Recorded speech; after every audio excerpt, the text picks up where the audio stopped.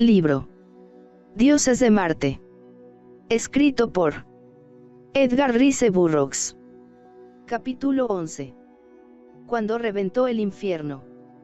Al día siguiente, de madrugada, Sodar y yo empezamos a planear nuestros proyectos de evasión. Primero dibujé en el suelo de piedra de nuestra celda un mapa aproximado de las regiones del Polo Sur, valiéndome para ello de los toscos instrumentos a mi disposición, una hebilla de mi arnés y el agudo filo de la maravillosa gema que había quitado a Satetrog. Con ese mapa deduje la dirección general de Helium y la distancia a que estaba de la abertura o entrada al mar de Omean. Luego tracé otro mapa de Omean, indicando marcadamente la posición de Schade y del hueco en la bóveda que conduce al mundo exterior, y por último estudié con detenimiento el sueño que había tenido para fijar en mi memoria sus menores detalles. Gracias a Sodar me enteré de las costumbres y obligaciones de los guardias que patrullaban por Schade, y resultó que durante las horas destinadas al sueño no velaba en la prisión más que un solo hombre, quien recorría un sendero que pasaba alrededor de la cárcel, a una distancia de 50 metros del edificio en que vivíamos. Sodar me dijo que el paso de los centinelas era muy lento, por lo que necesitaban cerca de 10 minutos para hacer una sola ronda. Esto significaba que, en la práctica, cada lado de la cárcel quedaba sin vigilancia, por lo menos, durante 5 minutos, tiempo invertido por el guerrero negro de guardia en recorrer el lado opuesto, con su lenta marcha. Todos estos informes que me has pedido, añadió Sodar, no serían muy útiles después que hayamos salido de aquí, pero nada de lo que me has preguntado tiene algo que ver con el asunto principal y más importante. Ya verás cómo lo logramos, le contesté riendo. No te preocupes de eso. ¿Cuándo intentaremos huir?, interrogó Sodar. La primera noche que esté anclada cerca de la costa de Sodar una embarcación de poco porte, repliqué. ¿Y cómo sabrás que hay alguna nave anclada cerca de Sodar? Las ventanas están muy altas y lejos de nuestro alcance. Descuida, amigo Sodar, mira. De un salto me agarré a los barrotes de la ventana opuesta a nosotros y eché una rápida ojeada a la escena de afuera. Varios buques pequeños y 2 grandes acorazados se hallaban parados y a unos 100 metros de Schade. Esta noche, pensé, e iba a comunicar mi decisión a Sodar, cuando, sin previo aviso, abrieron la puerta del calabozo y apareció en ella un carcelero. Si este me veía, era indudable que desaparecería para siempre nuestras probabilidades de fuga, porque si tenían la más ligera idea de la asombrosa agilidad que mis músculos terrestres me proporcionaban en Marte, no dejarían de encadenarme. El hombre que acababa de entrar se hallaba de pie, en el centro del cuarto, de modo que me daba la espalda. A 2 metros de mí estaba la parte superior del tabique que separaba nuestra celda de la inmediata. De él dependía exclusivamente mi salvación y mi porvenir. Si el carcelero se volvía, mi perdición era segura, pues no me quedaba ni el recurso de deslizarme sigilosamente hasta el suelo, toda vez que aquel hombre ocupaba una posición que no me permitía hacerlo. ¿Dónde está el blanco?, gritó el guardián a Sodar. Isius reclama su presencia. Y se dispuso a volverse para ver si yo estaba en otro sitio de la celda. Sin perder tiempo trepé por el enrejado de hierro de la ventana hasta que pude apoyar un pie en el reborde de arriba y entonces me solté de los barrotes para saltar a la parte más alta de la pared. ¿Qué es eso?, oí preguntar con voz ronca al guardián negro, porque rocé con el metal de mi arnés la piedra del muro al caer en ella. Entonces me deslicé con presteza al suelo del cuarto contiguo. ¿Dónde está el esclavo blanco?, repitió airado el calabocero. No lo sé, contestó Sodar. Aquí estaba cuando entraste. Yo no soy su guardián. Búscale. El negro masculló entre dientes algo que no pude comprender y le oí correr el cerrojo de una de las puertas correspondiente a la celda de al lado. Presté atención y sentí el ruido de la puerta que cerraba tras él. Entonces salté de nuevo a lo alto del tabique y me dejé caer en mi celda, al lado del atónito Sodar. ¿Viste cómo nos escaparemos? Le pregunté en voz queda. Vi de lo que eres capaz, repuso, pero continúo sin saber de qué manera podré seguirte cuando superes estos espesos muros. Supongo que no pretenderás que te imite sin poseer tu asombrosa agilidad. Oí que el guardián iba de celda en celda y que, por último, completada su ronda, entraba en nuestro calabozo. Cuando sus ojos se fijaron en mí se reflejó en ellos el asombro. Por la cáscara de mi primer antepasado, gruñó, ¿dónde estuvisteis? En el sitio en que me encerraron ayer, contesté. Aquí estaba cuando entraste hace poco. Mal andas de la vista, viejo. El negro me miró entre colérico y abochornado. Ven, exclamó. Isius manda que te lleve a su presencia. Efectivamente, me condujo fuera de la prisión, en la que se quedó. Antes de partir se unieron a nosotros varios guerreros, entre los que se hallaba el joven marciano rojo también prisionero en Schade. El viaje que hicimos el día anterior al templo de Isius se repitió. Los guardias se cuidaron de separarnos al joven rojo y a mí, por lo que no nos fue posible reanudar la conversación que interrumpimos la noche pasada. La cara del joven me daba que pensar. Tenía la seguridad de que no me era desconocida, de que notaba en cada rasgo algo singularmente familiar para mí. Igual me ocurría con su porte, sus gestos y su manera de hablar. Hubiera jurado que le conocía y sin embargo, sabía también que no le había visto nunca. Cuando llegamos a los jardines de Isius fuimos llevados fuera del templo, en vez de conducimos a él. El camino serpenteaba entre encantadores vergeles y terminaba en una ciclópea muralla que medía 100 metros de altura. Unas puertas macizas facilitaban el paso a una pequeña planicie, circundada por los mismos frondosos bosques que había al pie de los acantilados áureos. Una multitud de negros caminaba en la misma dirección que la seguida por nosotros, siempre custodiados por los guardias, y de ella formaban parte mis antiguos enemigos, los hombres plantas y los grandes monos blancos. Las feroces bestias andaban entre el gentío como perrillos falderos y si estorbaban el paso a los negros, estos les echaban a un lado violentamente o les golpeaban de plano con las espadas, apartándose los animales atemorizados. Al fin llegamos a nuestro destino, un vasto circo situado en el sitio más distante de la llanura, como a medio kilómetro aproximadamente de los jardines amurallados.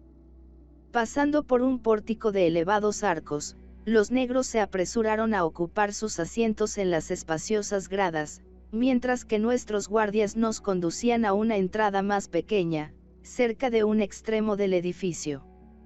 Por ella penetramos en una especie de patio que había al otro lado de las gradas, en el que encontramos gran número de prisioneros, reunidos allí bajo una fuerte escolta. Algunos de ellos estaban encadenados, pero la mayor parte se mostraba tan aterrada por la presencia de sus guardianes, que no tenían ni la más ligera intención de escaparse. Durante el viaje desde Schade no tuve la ocasión de hablar con mi joven compañero de cautiverio, pero una vez dentro de aquel recinto enrejado, nuestros vigilantes relajaron la vigilancia, lo que me permitió acercarme al muchacho marciano de raza roja, por el que sentía tan extraña atracción. ¿Cuál es el objeto de esta asamblea? Le pregunté. ¿Vamos a combatir para diversión de los primeros nacidos, o se trata de algo aún peor?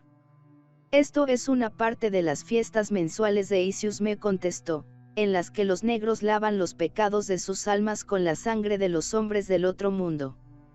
Si por casualidad, el negro muere, su infortunio demuestra que ha sido traidor a Isius, lo que constituye un crimen imperdonable. Si sale vivo de la lucha, se le reconoce inocente de la acusación que pesaba sobre él cuando se le sometió a la prueba de los ritos purificadores, que así llaman a estas carnicerías. Los tipos de combate varían.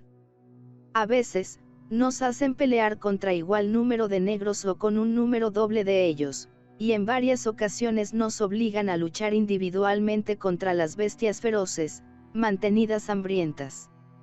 También, aunque es raro, se enfrenta a nosotros algún famoso guerrero. ¿Y si lograras la victoria? Interrogué. ¿Qué ganamos con eso? La libertad. El joven marciano se echó a reír. La libertad. ¡Qué ilusión! Para nosotros no hay más libertad que la de la muerte. Nadie que entra en los dominios de los primeros nacidos los abandona con vida. Si demostramos que sabemos pelear, nos permitirán pelear de nuevo, y si no somos hombres de valor. Se encogió de hombros. Va. Tarde o temprano tenemos que morir en la arena. ¿Y tú has luchado a menudo? Le pregunté. Sí. Muy a menudo, repuso. Es mi única alegría y he acabado con más de un centenar de estos infernales negros durante casi un año en estas fiestas sangrientas. Mi madre estaría orgullosa de mí si supiera lo bien que mantengo las tradiciones bélicas de mi padre. Tu padre debió ser un valeroso guerrero, dije. En mi tiempo he conocido a muchos bravos capitanes de Barsoom. ¿Quién era? Venid, miserables, gritó la ronca voz de un guardia. Dirigíos a la matanza. Aquel alguacil nos empujó con brutalidad a la escalerilla que del patio en que hablábamos conducía a los calabozos subterráneos, situados debajo del circo. El anfiteatro, como todo lo que yo llevaba visto en Barsoom, se hallaba construido en una gran excavación. Solo los asientos más altos, que formaban el bajo pretil que rodeaba el pozo, sobresalían del nivel del terreno. La misma pista también estaba hundida en el suelo. Precisamente más allá de la fila inferior de asientos había, al nivel de la superficie de la arena, una serie de jaulas con sólidos barrotes de hierro, en las que nos metieron a empujones y puñetazos. Por desgracia, mi joven amigo no entró en la misma jaula que yo. Delante de mí, pero a gran distancia, se alzaba el trono de Isius. Allí se arrellanaba la horrenda criatura, rodeada de un centenar de doncellas, esclavas suyas, ataviadas con lujo y cubiertas de pedrería. Unas telas brillantes de muchos tonos y extraños dibujos, formaban el suave almohadón que tapaba el estrado sobre el que las muchachas adoraban reclinadas a la diosa. A los 4 lados del trono, y a varios metros debajo de él, permanecían en rígida postura y alineados en apretadas filas la guardia de honor de Isius, mostrando sus relucientes y pasadas armaduras, y enfrente de los soldados, los altos dignatarios de la ridícula soberana, atezados negros cargados de riquísimas joyas. Lucían en las cabezas la insignia de su rango, consistente en un aro de oro. A la derecha e izquierda del trono se apiñaba desde lo alto al fondo del anfiteatro una compacta masa de seres vivientes. Había tantas mujeres como hombres, y cada una vestía el fastuoso traje propio de su condición y de su casa. A cada mujer negra la servían 3 esclavas blancas, arrancadas de los dominios de los Terni y de las moradas de los demás marcianos del mundo exterior. Los negros son todos nobles. En los primeros nacidos no hay pueblo, pues hasta el soldado raso es Dios y tiene esclavos que le defiendan. Los primeros nacidos no trabajan. Los hombres pelean y consideran un privilegio sagrado y un deber luchar y morir por Isius. Las mujeres no hacen nada, absolutamente nada. Las esclavas las lavan, visten y dan de comer. Algunas incluso poseen esclavas que hablan por ellas, y vi una que asistió sentada a los ritos, con los ojos cerrados mientras que una muchacha de su séquito la narraba los acontecimientos que se desarrollaban en la arena. La primera fase de la ceremonia consistía en el tributo a Isius, el cual marcaba el fin de los pobres desgraciados que disfrutaron de la divina gloria de mirar a la diosa hacía un año. En aquella ocasión las víctimas iban a ser 10 bellísimas muchachas, arrebatadas de las cortes de los Oltivos Yeddax y de los templos de los sagrados Dem. Habían permanecido un año acompañando a Isius y les correspondía pagar con sus vidas el precio de este terrible favoritismo para servir al día siguiente de manjares en las mesas de los funcionarios paletinos. Un enorme negro saltó a la pista, poniéndose junto al grupo de las doncellas, y las fue inspeccionando una a una, palpándolas y golpeándolas las costillas. Después eligió la que le pareció mejor y la condujo delante del solio de Isius, dirigiendo algunas palabras a esta. Que no puede oír. Isius asintió con la cabeza. El negro levantó las manos en señal de acatamiento, cogió a la muchacha por la cintura y la sacó arrastrando de la arena, por una puertecilla situada debajo del trono. Isius comerá bien esta noche, dijo un prisionero a mi lado. ¿Cómo? Pregunté. Sí, la carne de esa desventurada de la que ahora tira el viejo Tavis para llevarla a la cocina, será servida dentro de un rato en la mesa de la diosa. ¿No visteis con qué esmero eligió la más joven y tierna del grupo? Yo prorrumpí en maldiciones contra el monstruo que se arrellanaba frente a mí en el fastuoso trono. Cálmate. Me aconsejó mi compañero, que aún vas a ver cosas mejores si vives un mes más entre los primeros nacidos. Entonces di media vuelta a tiempo de presenciar que se abría bruscamente la puerta de una gran jaula próxima, y que 3 enormes monos blancos saltaban a la arena. Las muchachas, aterradas, formaron un apretado grupo en el centro de la pista. Al fin los monos se fijaron en las despavoridas doncellas, y lanzando infernales aullidos de bestial frenesí, se arrojaron sobre ellas. Me invadió una ola de demencial furia. La cruel cobardía de unos seres ebrios de poder, susceptibles de concebir en sus malvadas mentes tales abominables sistemas de torturas, estimuló hasta lo indecible mi ira y mi viril ímpetu. La nube roja que presagiaba la muerte de mis enemigos se puso delante de mis ojos. Causaba honda pena contemplar la escena. Una de las pobres jóvenes, de rodillas ante Isius, le tendía los brazos implorando piedad, pero la horrible deidad se limitó a mirarla con desdén, saboreando de antemano el placer de que pensaba gozar. El guardia se hallaba descuidado junto a la puerta desatrancada de la jaula que se encontraba junto a la mía. ¿Qué necesidad había de barrotes ni obstáculos para conservar a las infelices víctimas en la arena del circo, sitio elegido por la voluntad de la diosa como teatro de la hecatombe?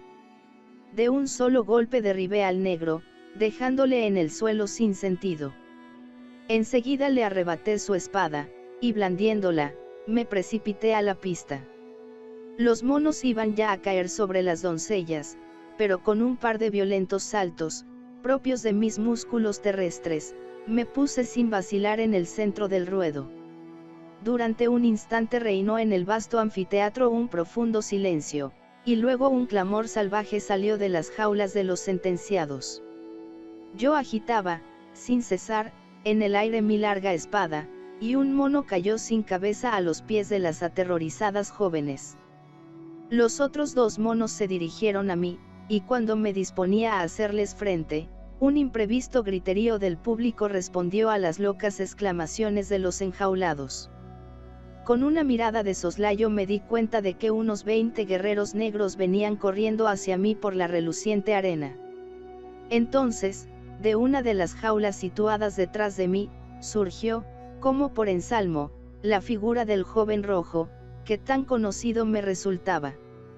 Mi valiente amigo se detuvo un momento ante los cautivos, con la espada en alto. «Salid, hombres del otro mundo», gritó. «Vendid caras unas vidas que pretenden quitamos cobardemente, y en el día del tributo a Isius, demostrad quiénes sois a este valiente guerrero que ha acudido en defensa de la inocencia. Saciad en una orgía de venganza el odio que acumuláis en los corazones y que la tarde de hoy jamás se borre de la memoria de estos negros mientras subsistan los ritos de Isius. Venid. En las rejas de nuestras jaulas tenéis armas suficientes para combatir». Sin esperar el resultado de su ardorosa arenga, el joven corrió denodadamente a mi lado. De cada jaula donde había hombres rojos salió un estruendoso vocerío en respuesta a la exhortación del muchacho. Los vigilantes de adentro fueron impotentes para contener a la rugiente muchedumbre y las ergástulas vomitaron a sus ocupantes, ansiosos de verter la sangre de sus verdugos. Los prisioneros, siguiendo el consejo que acababan de darles, se armaron con las espadas que les iban a entregar para que tomasen parte con ellas en los cruentos combates, y un tropel de valerosos marcianos acudió en nuestro auxilio.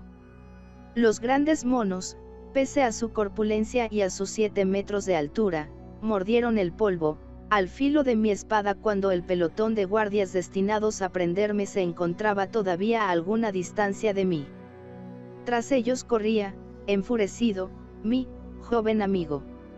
A mi espalda estaban las muchachas, y como por salvarlas arriesgaba la vida permanecí impávido para sufrir mi inevitable y fatal destino, pero resuelto a dejar de mi sacrificio tal recuerdo que jamás se olvidara en la tierra de los primeros nacidos.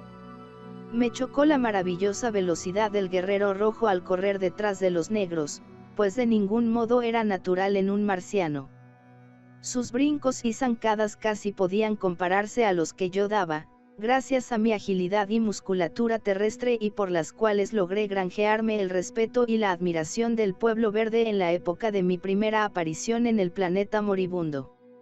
Los guardias aún no habían cumplido su misión, cuando él cayó sobre su retaguardia, y antes de que pudieran hacerle cara, pensando por la violencia del asalto que les atacaban una docena de hombres, yo me puse a su lado, orgulloso de su valentía, como si se tratase de la mía. En la sangrienta pelea que se entabló, apenas sí puede hacer otra cosa que vigilar los movimientos de mis inmediatos enemigos, pero de vez en cuando eché una rápida ojeada a la reluciente espada y a la arrogante figura del varonil joven que se había apoderado de mi corazón, despertando en él incomprensibles sentimientos. Yo, sin darme cuenta, me enorgullecía de su valor. En el hermoso rostro del joven se dibujaba una triste sonrisa, y en varias ocasiones lanzaba miradas retadoras a los adversarios, con los que luchaba sin descanso. En eso, y en otras cosas, su modo de pelear se parecía al que yo siempre puse en juego en el campo de batalla. Quizá fue esa vaga semejanza conmigo lo que me movió a encariñarme con el joven marciano mientras que la horrible carnicería causada por su espada en las filas de los negros me inspiraban un gran respeto hacia él. Por mi parte, yo combatía, como era costumbre en mí, según demostré en mis innumerables empresas bélicas, ahora esquivando una astuta acometida, ahora parándome bruscamente y apuntando con la espada el pecho de un contrario, antes de atravesar con ella el cuello de uno de sus compañeros. Nosotros no perdíamos los ánimos, no obstante lo comprometido de nuestra situación, cuando a un gran pelotón de guardias de Isius se le ordenó tomar parte en la contienda. Lo hicieron así, irrumpiendo en la arena con salvajes alaridos y entonces los prisioneros armados no cejaron de atacarles por la derecha y la izquierda. Durante media hora aquello fue como si hubiera reventado el infierno. Dentro del arenoso y cercado recinto peleamos en revuelta confusión, rugiendo y maldiciendo cual demonios ensangrentados, y siempre la espada del joven rojo flameó al lado de la mía. Despacio, y no sin repetidas voces de mando, conseguí poner a los prisioneros en una especie de formación, algo así como un círculo, en el centro del cual se hallaban las doncellas condenadas a muerte. Muchos habían caído ya de ambos bandos, pero los que llevaban la peor parte, eran sin duda, los guerreros de Isius. Prueba de ello fue que su jefe envió varios mensajeros a distintos sitios del circo, y que a poco de eso, los negros nobles desnudaron las espadas y saltaron a la pista. Indiscutiblemente consistía su plan en aniquilarnos por la superioridad numérica. En un abrir y cerrar de ojos vi a la dolosa Isius en su trono. La horrenda viejecilla se inclinaba hacia adelante, y en su actitud, verdaderamente repugnante, así como en su marcado gesto de odio y rabia, pensé vislumbrar una expresión de temor. Fue su semblante lo que me inspiró el rasgo de audacia que ejecuté. Sin perder tiempo ordené que 50 de los prisioneros se colocasen detrás de nosotros y formasen un nuevo círculo en tomo de las doncellas. Quedaos aquí y protegedlas hasta que yo vuelva, mandé. Enseguida, y dirigiéndome a los que constituían la línea exterior, exclamé: muera Isius. Seguidme hasta su trono y allí obtendremos la venganza y castigaremos sus crímenes. El joven rojo, siempre junto a mí, fue el primero en repetir el grito, muera Isius, y luego a mi espalda y de todas partes surgió un ronco clamor, al trono. Al trono. Nos adelantamos como un solo hombre, aunque éramos una irresistible masa combatiente, y pisando los cuerpos de nuestros enemigos, muertos o moribundos, fuimos acercándonos al fastuoso trono de la deidad marciana. Entonces se destacaron del público las hordas negras, capitaneadas por los más encumbrados próceres de los primeros nacidos, a fin de detener nuestros progresos. No lo lograron, pues dábamos buena cuenta de ellos como si se tratase de muñecos de cartón. A los asientos unos cuantos, grité al aproximamos a la barrera de la pista. 10 de nosotros bastan para llegar al trono. Era que había visto a la casi totalidad de los guardias de Isius entrar en la arena para tomar parte en la batalla. Obedeciendo mi orden, los prisioneros se extendieron a derecha e izquierda por los asientos, haciendo con sus cortantes espadas en la apiñada multitud una espantosa carnicería. Pronto, en el circo entero, no se oyeron más que los ayes de dolor de los heridos y los agonizantes, mezclados con los chasquidos de las armas y el frenético vocerío de los vencedores. Hombro con hombro, el muchacho rojo y yo, a la cabeza de una docena de adeptos, íbamos ganando terreno debajo del trono. Los guardias que quedaban, reforzados por los altos dignatarios y la nobleza de los primeros nacidos, se interpusieron entre nosotros e Isius, la que sentada, sin disimular su angustia, en el tallado solio de Sorapo, prodigaba con voz chillona las órdenes imperativas a sus secuaces, lanzando también furiosas maldiciones a los que osaban ultrajar su divinidad. Las atemorizadas esclavas que la rodeaban nos contemplaban temblorosas y con los ojos muy abiertos, no sabiendo si desear nuestra victoria o nuestra derrota. Varias de ellas, sin duda hijas altivas de los más ilustres caudillos de Barsoom, arrancaron las espadas de las manos de los caídos y se arrojaron contra los guardias de Isius, quienes las pasaron a cuchillo, mártires gloriosas de una causa digna de mejor suerte. Los hombres que nos acompañaban peleaban con brío, pero nunca desde que Tars Tarkas y yo luchamos como leones aquella calurosa tarde en que en el fondo del mar muerto aguantamos delante de Tark el empuje de las huestes de Warhuom, había visto nada semejante en cuanto a abnegación e incansable resistencia como la que mi joven amigo desplegó a la hora de tan supremo trance bajo la mirada iracunda de la infame Isius, diosa de la muerte y la vida eterna. Uno a uno, los que nos estorbaban el paso para llegar al tallado trono de madera de Sorapo, conocieron el gusto de nuestras espadas. Otros acudieron para tapar la brecha, pero centímetro a centímetro y metro a metro, acortábamos la distancia que nos separaba de nuestra meta. De repente, sonó un grito en una sección del edificio: arriba, esclavos. Y esa invocación a la rebeldía, al principio repetida con miedo, fue adquiriendo cuerpo y se convirtió en infinidad de ondas sonoras que se difundieron por la totalidad del circo. Durante un momento y como a consecuencia de un asentimiento común, dejamos de combatir para fijarnos en la significación del nuevo suceso, y pronto comprendimos todo su alcance. Allí y allá las esclavas se lanzaban sobre sus amas con las armas que primero podían disponer. Una daga, arrancada del arnés de una dama y empuñada por una débil muchacha, se hundió en el seno de su dueña, causándola una herida mortal. Brillaron, esgrimidas por las doncellas, las espadas arrebatadas de manos de los cadáveres, y cuantos adornos pesados eran a propósito para ello fueron utilizados como masas por las débiles mujeres para saciar el largo tiempo sentido afán de venganza y para compensarse en parte de los infinitos ultrajes de que habían sido objeto en poder de sus crueles tiranos. Las que no encontraron otras armas se valieron para causar daño de sus fuertes dedos y de su brillante dentadura. El espectáculo resultaba, en verdad, emocionante y grandioso, mas no me fue permitido contemplarlo porque enseguida nos vimos envueltos en el torbellino del combate y solo la interminable algarabía de la turba mujeril nos recordaba la participación de esta en la lid. Alzaos esclavos. Alzaos esclavos. Ya no separaba únicamente del trono de Isius una delgada fila de hombres. La diosa estaba lívida de espanto y de la boca se le escapaba una espuma amarillenta. Además parecía paralizada por el miedo. En ese momento no peleábamos más que el joven y yo, pues los otros habían caído y yo también estuve a punto de perecer por culpa de un bien dirigido tajo, que no acabó conmigo gracias a la oportuna intervención de mi intrépido compañero, quien con un golpe en el codo de mi contrario evitó que me cortara la cabeza. El valiente muchacho corrió a mi lado y atravesó con su espada al corpulento negro que me atacaba antes de que pudiera descargarme otro mandoble por el estilo.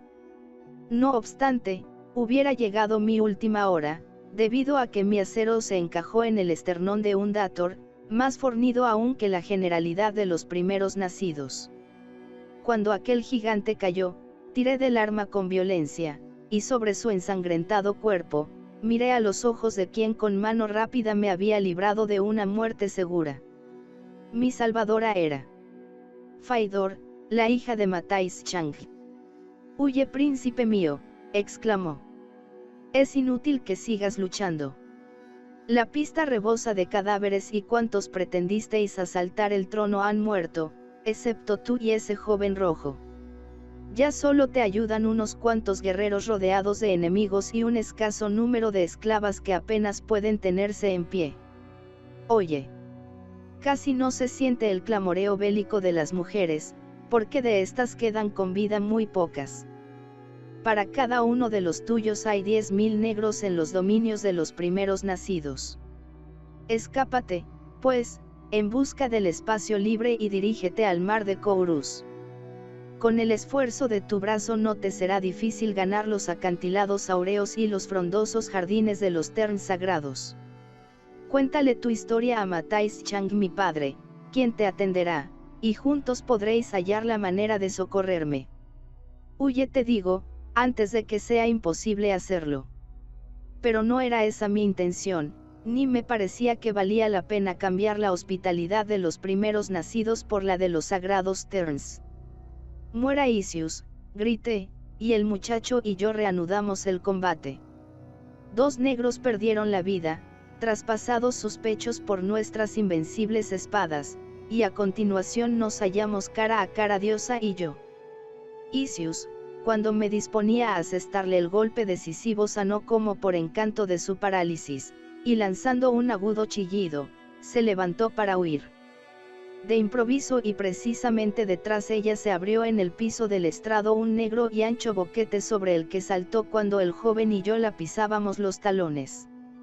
A su llamada se concentraron sus diseminados guardias y nos embistieron con furia. El joven recibió un golpe en la cabeza y se tambaleó, mas no cayó al suelo porque yo le cogí con el brazo izquierdo, sin dejar por eso de hacer frente a la frenética turba de fanáticos ansiosa de vengar la afrenta inferida por mí a su diosa, que en aquel instante desapareció de mi vista en la negra cima abierta casi a mis pies. Capítulo 12. Condenados a muerte. Permanecí un instante erguido antes de que los negros me atacaran, pero con su primer empuje me obligaron a retroceder un paso o dos. Mi pie buscó el suelo, pero solo halló un espacio vacío. Era que estaba junto al boquete por el que Isius había desaparecido. Al instante procuré sostenerme en su borde, pero luego, con el joven medio desmayado en mis brazos, me sentí precipitado de espaldas la oscura cima. Apenas nos hubo tragado la trampa, la abertura hecha como por milagro se cerró con igual presteza sobre nosotros y nos encontramos caídos e indefensos en una estancia débilmente iluminada, y situada sin duda debajo de la pista del circo. Cuando me levanté, lo primero que vi fue a la malvada Isius, que me contemplaba tras de los gruesos barrotes de una puerta enrejada existente a un lado del subterráneo. «Mísero mortal», dijo con su vocecilla estridente. «Sufrirás el espantoso castigo de tu blasfemia en esta celda secreta.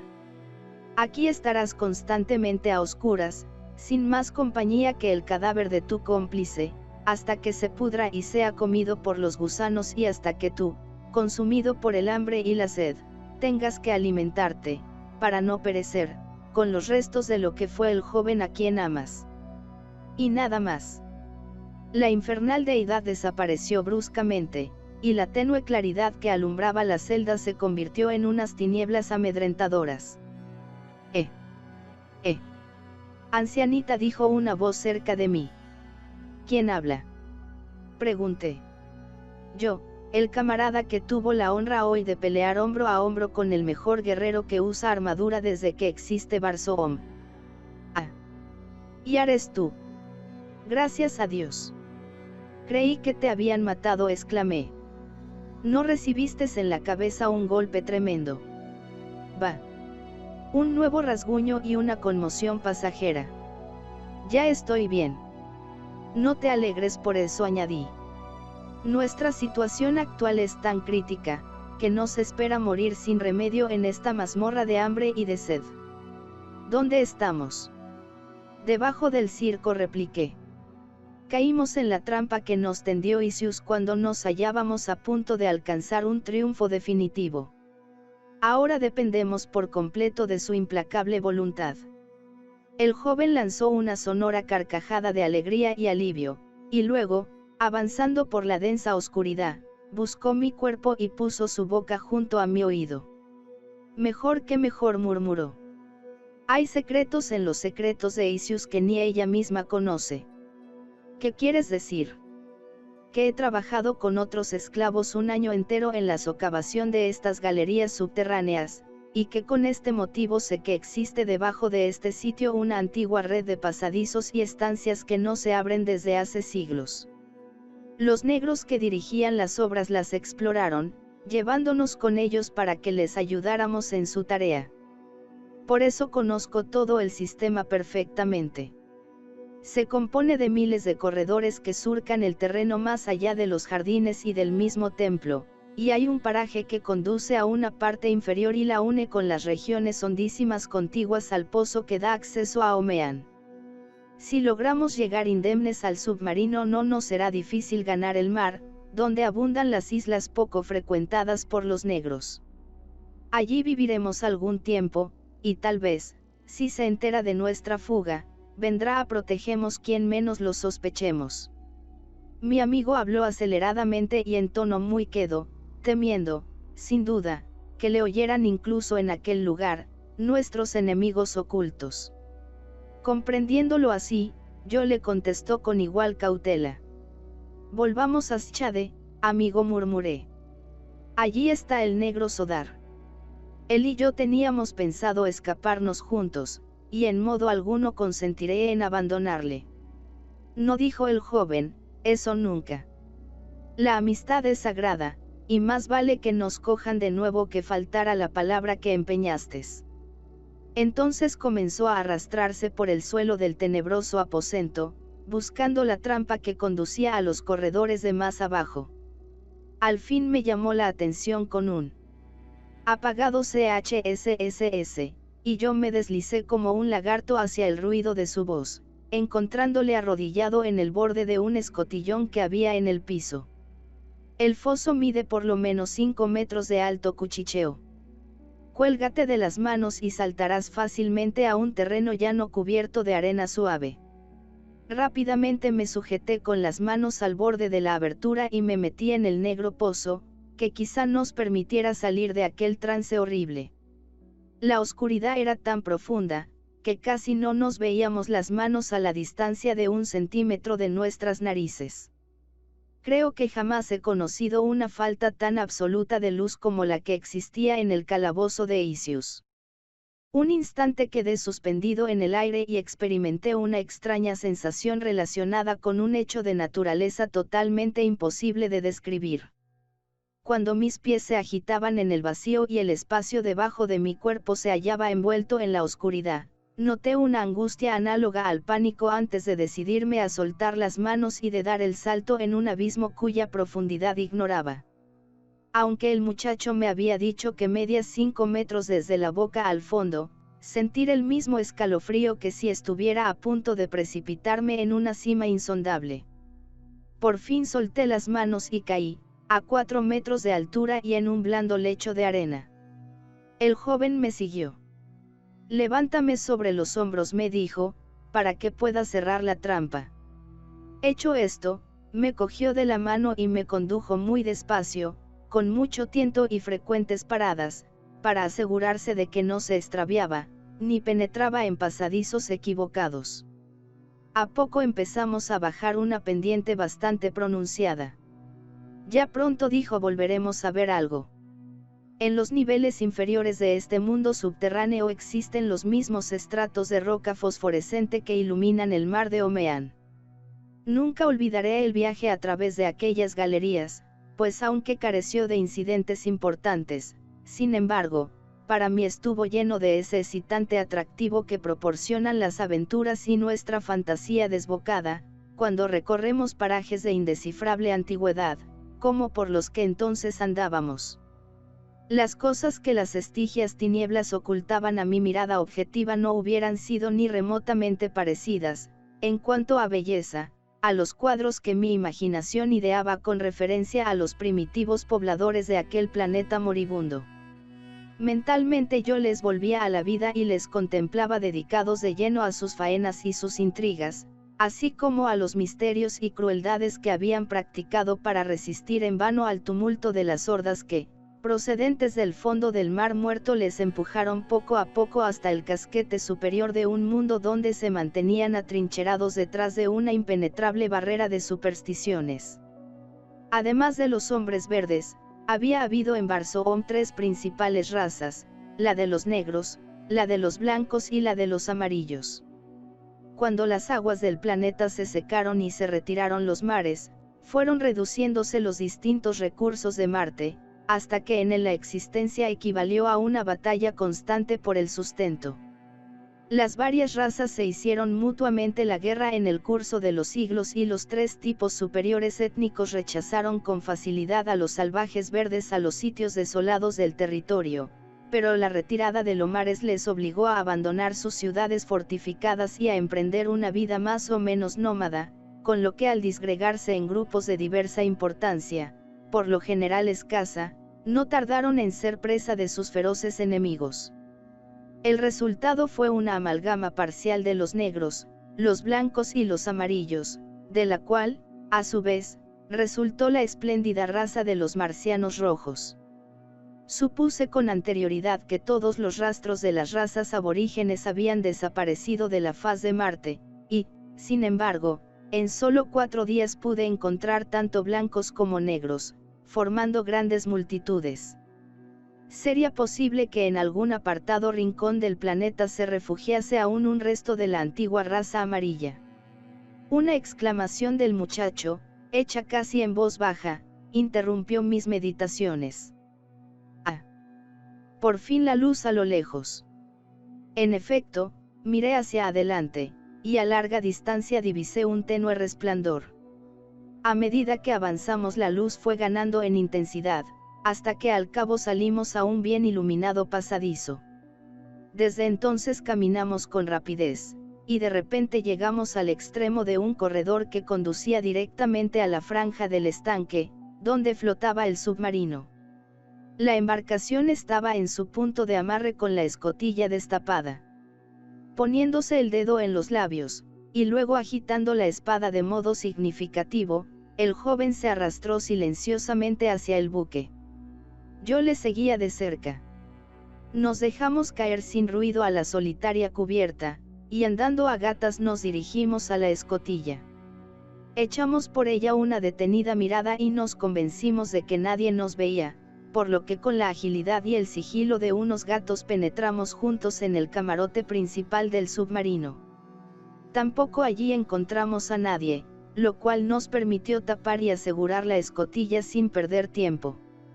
Después el joven fue a la garita del piloto, tocó un botón y el barco se hundió entre las remolineantes aguas hacia el fondo del estanque.